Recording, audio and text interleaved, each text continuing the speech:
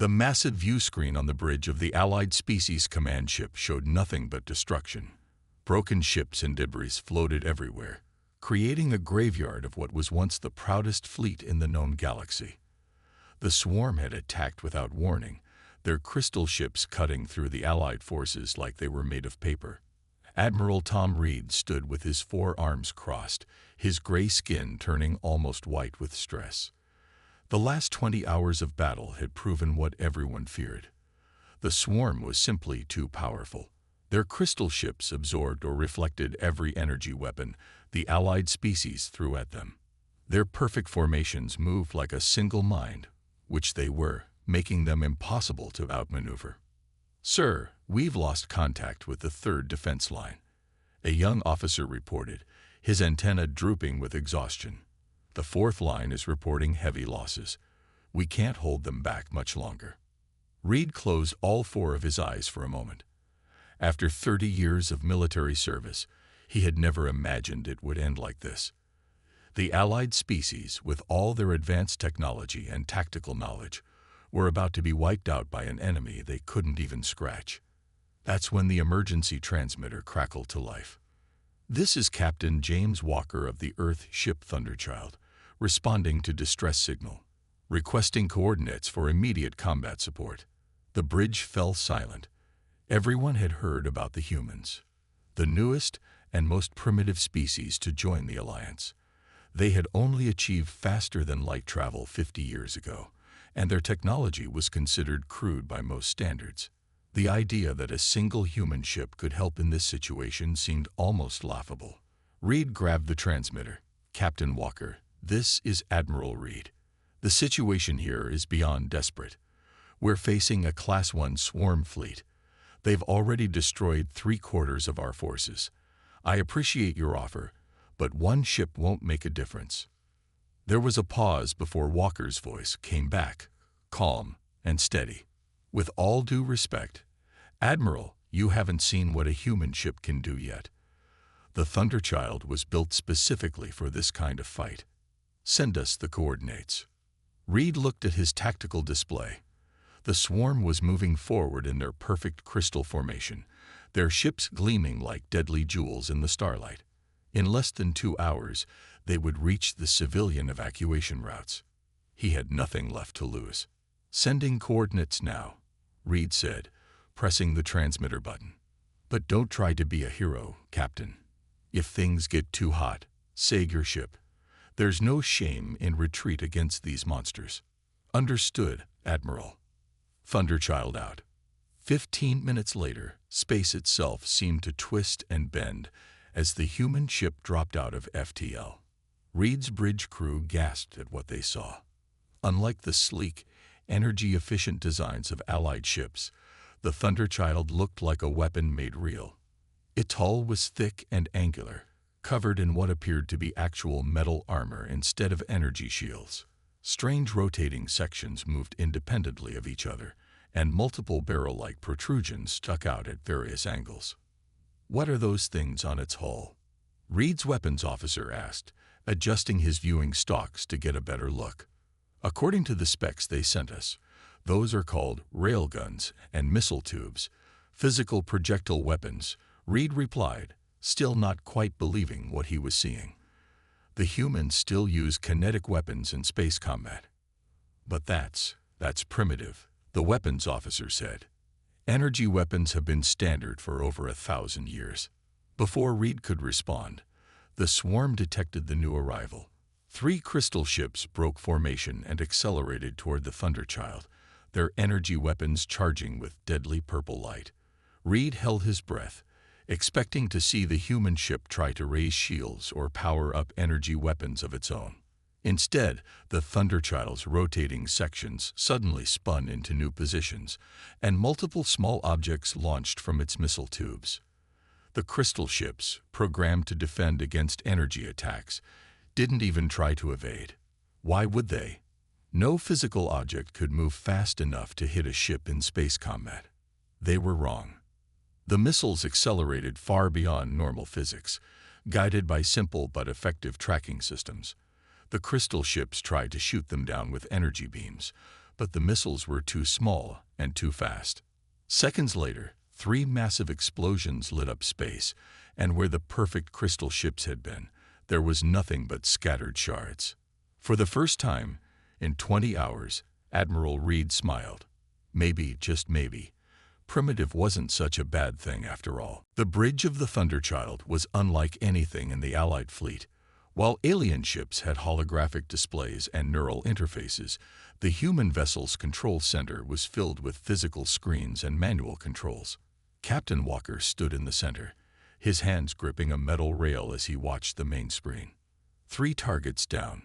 His weapons officer, Mike Grant, reported with a grin. Looks like they've never dealt with guided missiles before. Walker nodded, but kept his eyes on the enemy formation.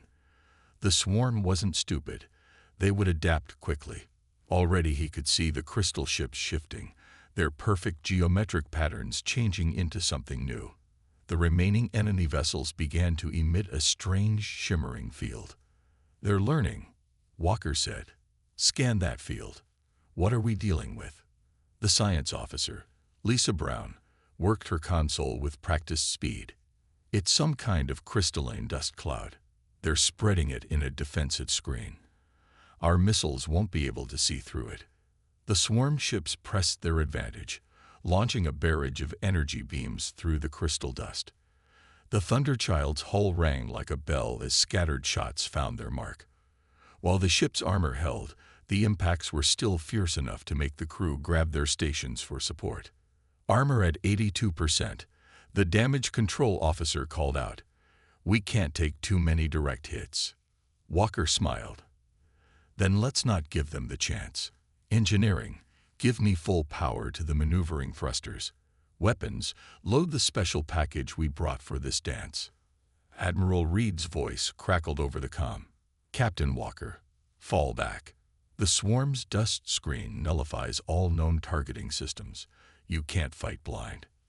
"Good thing we don't rely on targeting computers then," Walker replied. "Admiral, watch and learn how humans did it in the old days." The Thunderchild's engines roared to life, pushing the ship into a series of maneuvers that seemed random to outside observers. The swarm's perfect formation tried to track them, but their programming couldn't predict the seemingly chaotic movement patterns. "Ready on your orders, sir," Grant said, his hand hovering over a red button. Walker watched the crystal dust cloud, noting how it moved with the swarm ships. There was a pattern there, hidden in the chaos, just like the ocean currents he'd studied back at the academy. "Stand by. Stand by." The swarm ships suddenly aligned for another attack run. In that moment, Walker saw his chance. Now. Scattershot. Full spread. The Thunderchild's railguns roared to life. Instead of missiles, they fired thousands of small metal balls, like an ancient shotgun scaled up to space combat size. The crystal dust could block sensors, but it did nothing to stop solid metal. The spread was so wide that precise targeting wasn't needed. Dozens of crystal ships shattered under the barrage. Their perfect formation broke apart as shards of their hull scattered through space. The remaining ships tried to reform their pattern, but the Thunderchild was already moving again, firing another spread from a different angle. On the Allied command ship, Admiral Reed watched in amazement. "They're using projectile weapons with no guidance systems at all," he said to his crew. "Like they're ancient naval ships fighting in fog. It's so simple, so primitive, and it's working." The swarm tried to adapt again, spreading their ships out to minimize the damage from scatter shots. But that only made Walker smile wider. "They took the bait," he said. "Load armor-piercing missiles. Target the isolated ships. Let's show them why you should never split your forces against a human opponent." The battle that followed was unlike anything the Allied species had seen. The Thunderchild moved like a predator, using the swarm's own crystal dust for cover, emerging to strike and vanishing again. Where alien ships fought with precise energy beams and calculated patterns, the human vessel used a mix of old and new tactics that seemed to make no sense until the moment they worked perfectly. More Allied ships began to move forward, inspired by the Thunderchild's success. The swarm's perfect formation started to crumble as they faced an enemy that refused to fight according to the logical patterns they understood. Walker watched another crystal ship break apart under his guns and thought about all the military history lessons he'd studied. The swarm might have better technology, but humanity had something far more valuable: thousands of years of warfare experience and the creativity to use those lessons in new ways. "Send word to the fleet," he ordered. "Tell them to watch how we move. Today, we teach the swarm why humans were the most feared warriors in Earth's history." The Thunderchild's success had changed the flow of battle, but the swarm wasn't finished yet.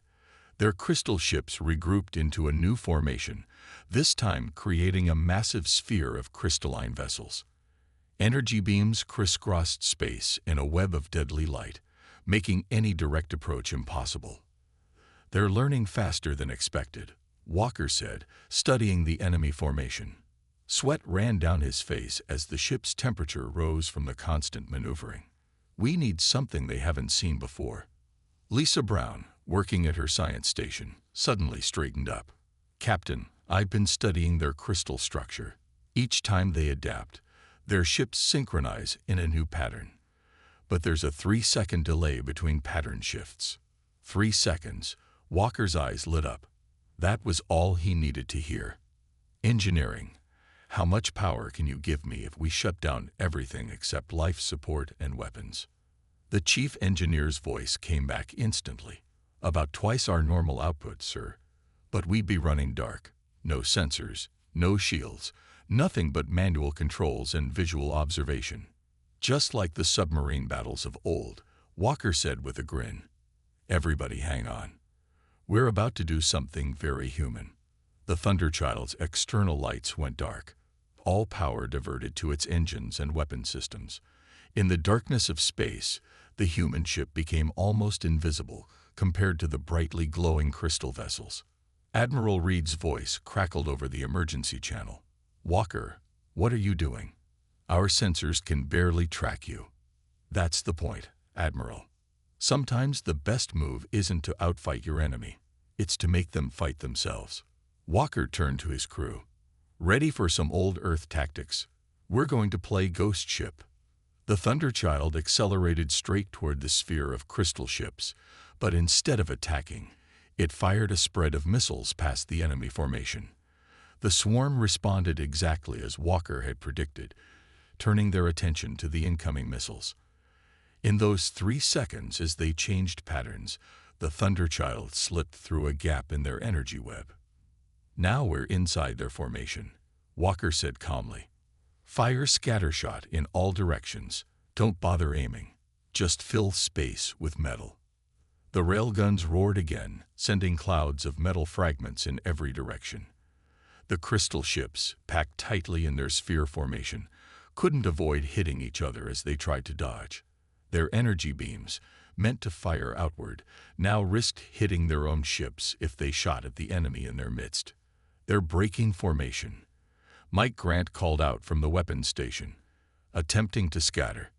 "Not this time," Walker said. "Launch all remaining missiles. Program them to track anything that moves away from our position." The Thunderchild became the center of a deadly web of its own. Any crystal ship that tried to escape the sphere formation was immediately targeted by multiple missiles. Those that stayed close were shredded by continuing railgun fire. The perfect sphere of crystal ships became a chaos of shattering vessels and expanding debris. On the Allied command ship, Admiral Reed watched in astonishment as his tactical display showed the swarm formation collapsing in on itself. "They turned the enemy's strength into a weakness," he said quietly. "The swarm's perfect coordination worked against them. They couldn't adapt fast enough when the threat was inside their own lines."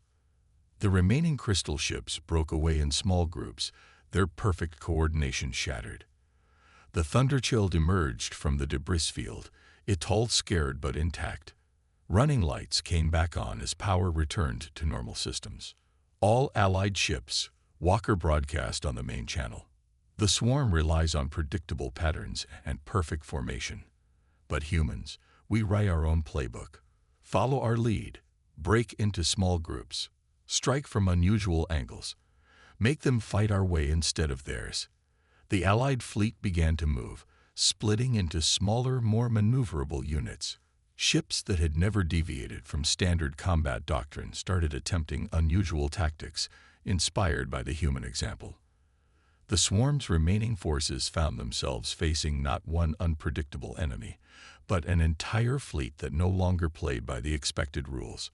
Walker watched the battle shifting in their favor and thought about all the human commanders from history who had won against superior forces by changing the rules of engagement. Today, humanity's greatest strength wasn't their weapons or technology. It was their ability to think differently, to adapt, and to teach others to do the same. The real battle was just beginning, and this time, the Allied fleet was ready to fight like humans. The space around the battlefield had become a dangerous maze of floating debris. Broken crystal shards and twisted metal created a field of obstacles that would have made normal combat impossible. But Walker saw opportunity where others saw chaos. All power to forward thrusters, he ordered, guiding the Thunderchild deeper into the debris field. Behind them, 3 crystal ships followed, their energy weapons cutting through space, but missing as the human ship ducked and weaved between the larger pieces of wreckage. They're still following the same attack pattern, Lisa reported from her science station. The swarm ships always maintain equal spacing, even while chasing us. Walker nodded. The enemy's perfect formation was both their strength and their weakness. Time to use that against them. Mike, load the magnetic mines. The weapons officer's hands flew across his console. Mines armed and ready, sir. But in all this debris, their sensors will spot them instantly. They won't be looking for them where we're going to put them. Walker turned to his helmsman. Remember those videos we watched of old Earth drift racing? Time to put those moves to use. The Thunderchild suddenly cut its main engines. Using only maneuvering thrusters, the ship began to spin, its rotating sections moving independently. To the swarm's sensors, it looked like the human vessel had lost control, tumbling through space. The crystal ships moved in for the kill, maintaining their perfect triangular formation. That's when Walker sprung his trap. Release mines, full spread. As the Thunderchild spun, it released dozens of small magnetic devices. But instead of floating free, they attached to the nearby debris. The crystal ships, focused on their tumbling target, didn't notice their perfect formation was leading them into a minefield of their own making. The first explosion caught them by surprise. A mine attached to a large piece of crystal hull detonated, sending razor-sharp fragments in all directions. The swarm ships tried to adjust their course, but their rigid formation worked against them. Where one ship could have easily dodged, 3 ships moving in perfect sync could not. Direct hits on 2 crystal ships, Mike called out. The third is attempting to withdraw. Walker steadied the Thunderchild's spin with a quick burst from the thrusters. Not today. Show them why humans never waste good materials. Fire the grapplers. Long cables shot out from the Thunderchild's hull, electromagnetic heads seeking the metallic components hidden within the crystal ship's structure. The retreating swarm vessel, caught off guard by such a primitive weapon, found itself literally dragged back into combat. I don't believe what I'm seeing. Admiral Reed's voice came over the comm. You're using tau cables in space combat. Sometimes the old ways work best, Walker replied, watching as the captured crystal ship struggled against the cables. Especially when your enemy has never seen them before. All ships in range. Target the trapped vessel. Let's show the swarm what happens when they can't maintain their perfect spacing. The trapped crystal ship's shields, designed to deflect energy weapons, did nothing against the physical cables holding it in place. Allied ships pounded it with a mixture of energy beams and physical weapons until it shattered, adding more debris to the growing field. But the battle was far from over. The main swarm fleet had regrouped, this time splitting into smaller units that mimicked the Allied fleet's new tactics. They were learning, adapting to the human style of combat. They're trying to beat us at our own game, Lisa said, studying the sensor readings. But there's something odd about their movements. They're still too perfect, like they're following a program rather than actually thinking independently. Walker smiled. That was exactly what he'd been waiting to hear. Send this to all Allied ships. The swarm can copy our formations, but they can't copy our creativity. Each of you, think of the craziest maneuver you can imagine. Something no sane commander would ever try. Then, on my mark, everyone does their own thing at once. Admiral Reed's voice came back, sounding both worried and excited. You want us to intentionally create chaos. Controlled chaos, Admiral. The one thing the swarm can't predict is what they can't understand. And trust me, they'll never understand why anyone would choose disorder over perfect formation. As the Allied ships prepared for their most unconventional attack yet, Walker thought about how far they'd come. The swarm had expected to face an organized, predictable enemy.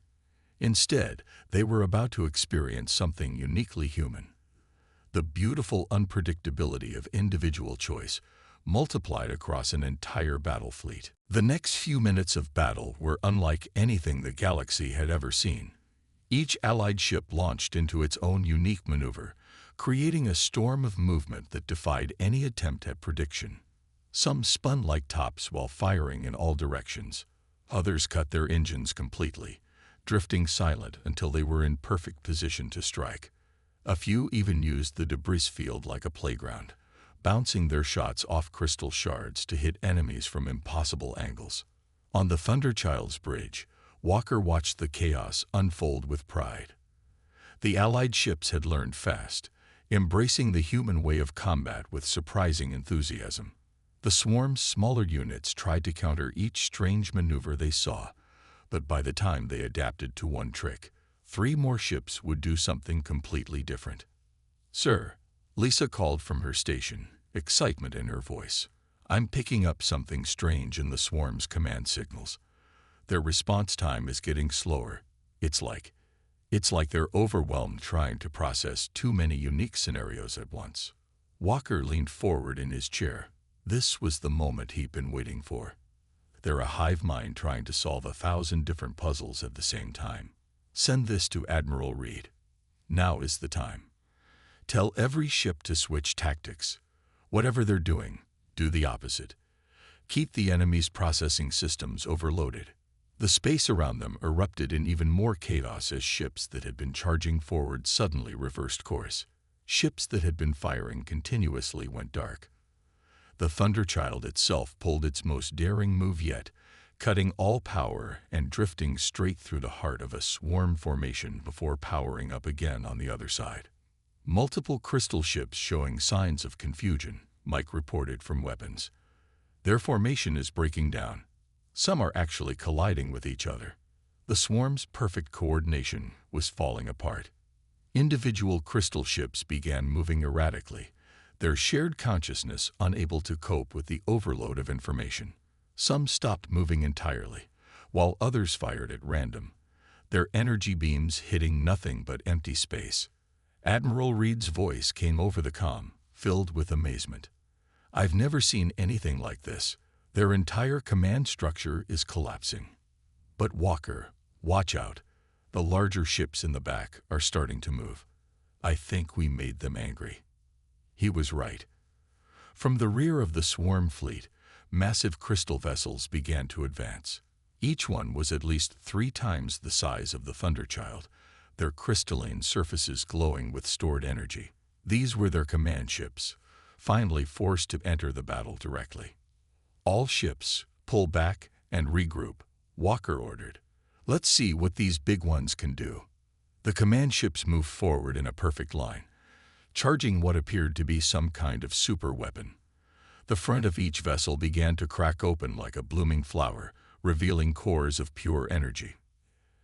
Energy readings are off the charts, Lisa reported, her hands flying over her console. They're going to fire something big enough to wipe out half our fleet in one shot. But Walker had noticed something during their approach, something that made him smile. They're still moving in a straight line, he said, still following basic combat programs. Send this to all ships. Full power to engines. Choose your target and charge straight at them. But don't fire. Not yet. Admiral Reed's voice crackled with concern. Walker, have you lost your mind? They'll destroy us before we get close. Trust me, Admiral. The bigger they are, the harder they fall. And I'm betting those big ships never had to dodge anything in their entire existence. The Allied fleet surged forward, each ship picking one of the massive crystal vessels as their target. The command ships continued charging their superweapons, their formation unchanging.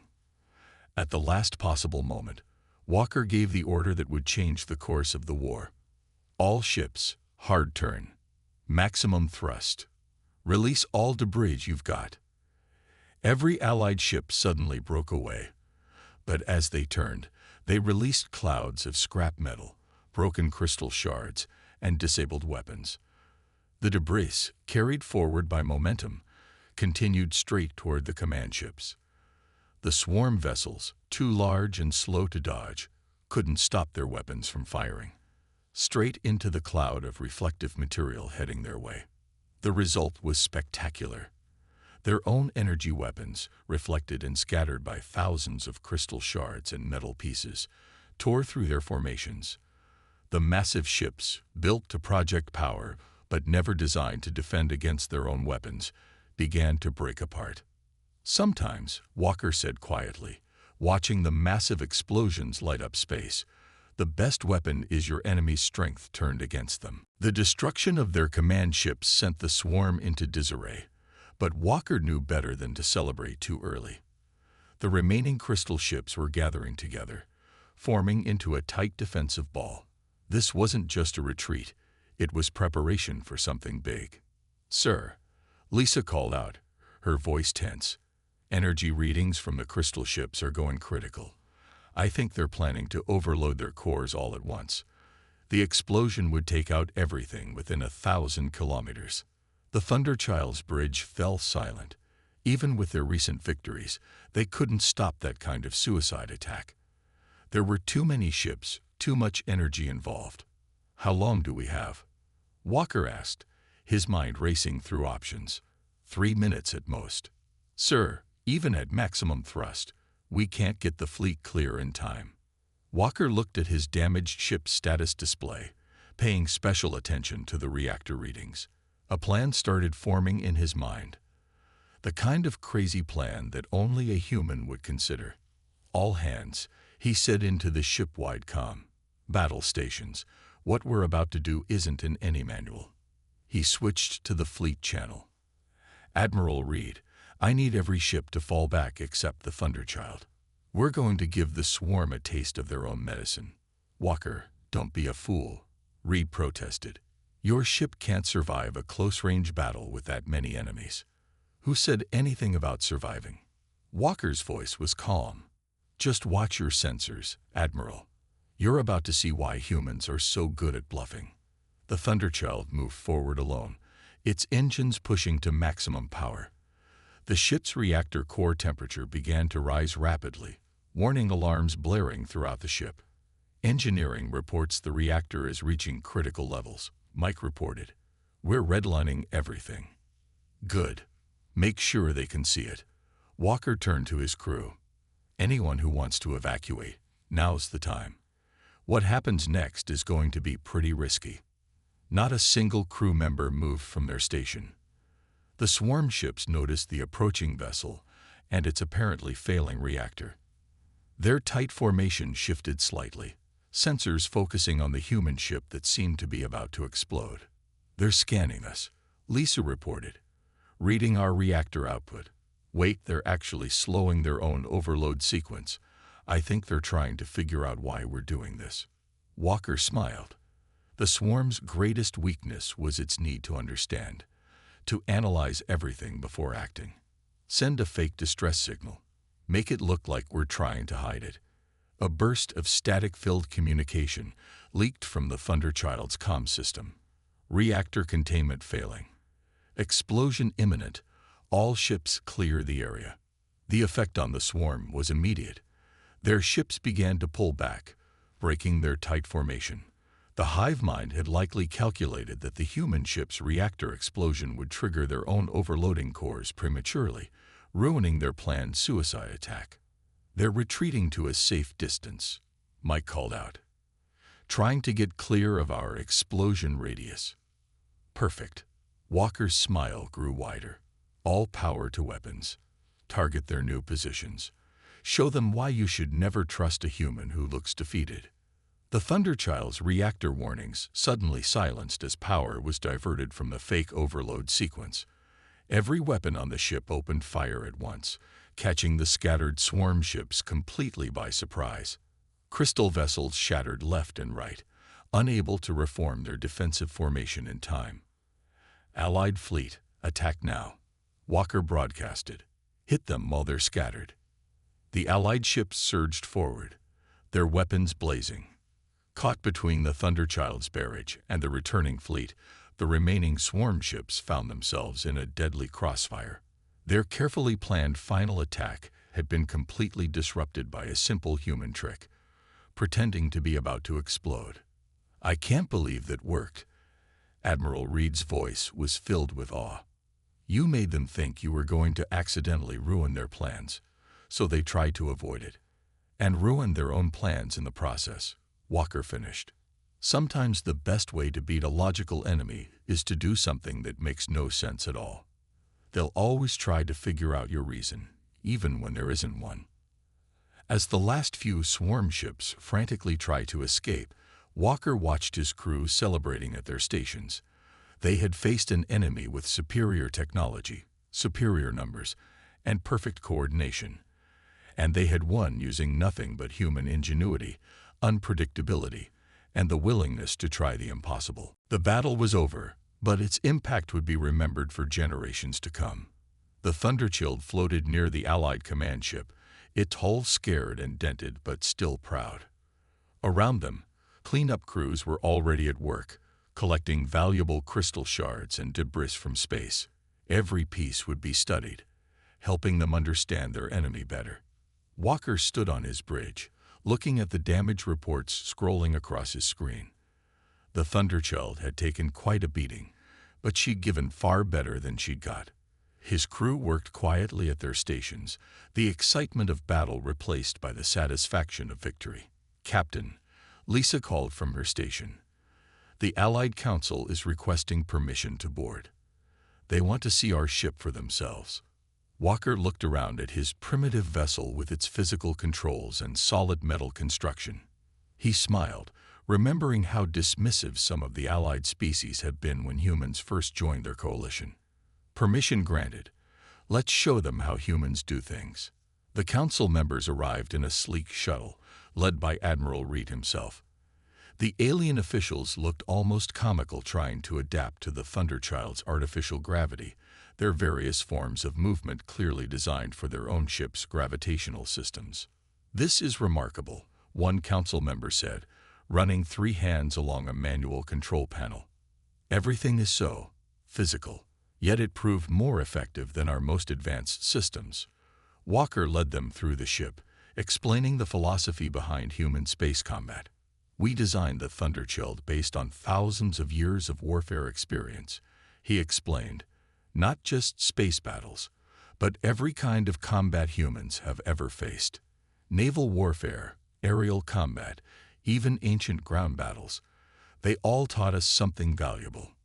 "Like using debris as weapons," Reed added, his 4 eyes blinking in sequence, "or pretending to have a reactor malfunction to trick the enemy. No other species would even think of such tactics." They reached the ship's main weapon control room, where Mike was running maintenance on the railguns. The council members watched in fascination as he explained how simple kinetic weapons had proved so effective against advanced crystal ships.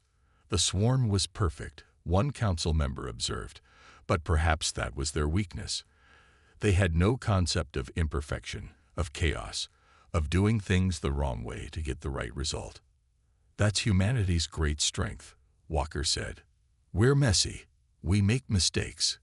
But we learn from those mistakes, adapt, and come up with crazy new ideas that just might work. We don't look for the perfect solution. We look for the solution that works right now. The council's leader, a tall being with silvery skin, stepped forward. Captain Walker, the Allied Species Council has made a decision. We want to establish a new training program. Every ship in the Allied fleet will have human tactical advisors. We need to learn your way of thinking. Walker nodded. He'd expected something like this. We'll help, but remember, the goal isn't to copy human tactics. The goal is to learn to think creatively, to trust your instincts, to try things that seem impossible. As the council members continued their tour, Lisa approached Walker with a datapad. Sir, long-range sensors show the remaining swarm ships have left the sector entirely. This is the first time in recorded history they've fully retreated from a battle zone. They'll be back, Walker said, but he was still smiling. And next time, they'll think they're ready for human tactics. But that's the beauty of our approach. There's always another crazy idea, another impossible plan, another way to do things that no one expects. Admiral Reed joined them, looking out the viewport at the Allied fleet. Ships of all designs and species floated together, many of them already modifying their weapons and tactics based on what they'd learned today. You know, Reed said thoughtfully, when humans first joined the Alliance, many thought you were too primitive to help in this war. Your ships were too basic, your weapons too simple, your tactics too crude. We were wrong. Sometimes the old ways are the best ways, especially when combined with the courage to try the impossible. Walker watched as a group of Allied ships practiced a new maneuver, intentionally flying in random patterns instead of their usual perfect formations. The future would bring more battles, more challenges, but today had changed everything. The swarm had learned to fear not just human weapons, but human creativity itself. And that, Walker knew, was the greatest victory of all.